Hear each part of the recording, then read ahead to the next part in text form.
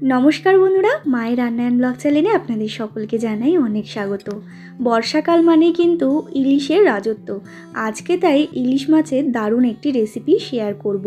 সবথেকে সহজ একটি রেসিপি হচ্ছে ইলিশ ভাপা, আর এটা কিন্তু প্রায় সকলের বাড়িতেই ইলিশ মাছের সিজনে কিন্তু হয়েই থাকে।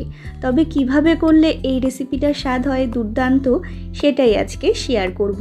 তো চলুন দেখে নেওয়া যাক কিভাবে তৈরি করলাম আমি এই ইলিশ ভাপার রেসিপিটা। এই রেসিপিটা জানতে সম্পূর্ণ ভিডিও দেখতে হবে। তার আগে যারা এখনও চ্যানেলটাকে সাবস্ক্রাইব করেননি তারা অবশ্যই চ্যানেলটাকে সাবস্ক্রাইব করে পাশে থাকা বেল আইকনটা ক্লিক করে রাখবেন।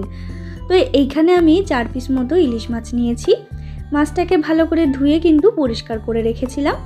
এরপরে লবণ আর হলুদ দিয়ে কিন্তু একটুখানি মাখিয়ে রেখে দেবো, যাতে মাছটার মধ্যে ভালো মতো এই লবণ আর হলুদটা ঢুকে যায়। ওদিকে মাছটা মাখানো হয়ে গেছে, এদিকে আমি মশলাটা তৈরি করে নেব। নিয়েছি কাজু বাদাম, পোস্ত আর কালো সর্ষে, আর নিয়েছি কাঁচা লঙ্কা। সমস্তটা কিন্তু আমি শিলনোড়ায় বেটে নিয়েছি। যেহেতু খুবই কম পরিমাণ মশলা, তার জন্য কিন্তু আমি শিলনোড়ায় ভালো করে বেটে নিয়েছি। এরপরে একটা টিফিন বক্স নিয়েছি, অবশ্যই স্টিলের টিফিন বক্স নিতে হবে। এরপরে আমি যে মশলাটা বেটে রেখেছিলাম মিহি করে, সেটাই দিয়ে দিলাম। দেখে বুঝতেই পাচ্ছেন কতটা পরিমাণ মিহি হয়েছে। আর যেহেতু আমার এখানে 4 পিস মাছ, তার জন্য কিন্তু আমি অল্প পরিমাণেই সমস্ত মশলা ব্যবহার করছি। দিয়ে দিলাম মশলাটা, তারপরে হলুদ গুঁড়ো, লবণ পরিমাণ মতো, আর দিয়ে দিলাম কাঁচা সর্ষের তেল। এরপর সমস্ত উপকরণ দিয়ে কিন্তু বেশ ভালো করে মাখিয়ে নিতে হবে।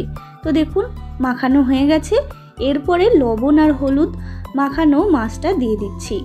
লবণ আর হলুদ মাখানো মাছটা দিয়ে কিন্তু ভালো করে মেখে নিতে হবে। এমনভাবে মাখতে হবে যাতে সমস্ত মাছে ভালো মতো মশলাটা ঢুকে যায়, তাহলেই কিন্তু টেস্ট হবে খেতে। তো দেখুন বন্ধুরা, খুব ভালো করে কিন্তু আমি মাখিয়ে নিয়েছি। এরপরে আমি ওই মশলা ধোয়া বাটির জলটাই দিয়ে দিলাম।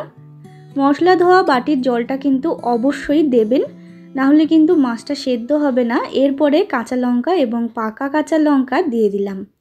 তারপর উপর থেকে একটুখানি সর্ষের তেল দিয়ে দিলাম আবারও। এরপর বক্সটাকে কিন্তু আমি আটকে দিলাম।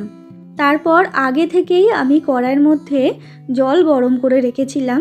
সেই গরম জলের মধ্যে কিন্তু একটা স্ট্যান্ড দিয়ে আমি এরপরে বক্সটা দিয়ে দিলাম। জলটা কিন্তু খুব বেশি দেবেন না, যখন ফুটবে তখন কিন্তু বক্সের ভেতরে ঢুকে যাবে। অল্প পরিমাণ দিলে কিন্তু এটা ঢুকে যাবে না। এরপরে প্রায় 20 মিনিট পর কিন্তু আমি ফিরে আসলাম। 20 মিনিট মতো কিন্তু আপনাদের ওয়েট করতে হবে, আর গ্যাসের ফ্লেমটা অবশ্যই লোতে রাখবেন, তাহলেই কিন্তু এই ইলিশ ভাপার রেসিপিটা একেবারে তৈরি হয়ে যাবে। আপনারা দেখে বুঝতেই পাচ্ছেন কতটা সুন্দর করে তৈরি হয়ে গেছে। আর এই ইলিশ ভাপা রেসিপিটা কিন্তু ভীষণই সহজ, প্রায় সকলেই করতে জানেন। তবে আমি যেইভাবে করি সেটাই আজকে আপনাদের সাথে শেয়ার করলাম। আর ইলিশ মাছের চটজলদি রেসিপি বলতে কিন্তু এই রেসিপিটাই হয়। ভীষণই সহজ এবং খেতেও কিন্তু ভীষণই ভালো হয়।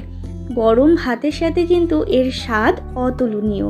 তো বন্ধুরা, আমার এই রেসিপিটা কেমন লাগলো অবশ্যই কমেন্ট করে জানাতে ভুলবেন না। আর ভালো লাগলে অবশ্যই একটা লাইক করবেন, শেয়ার করবেন।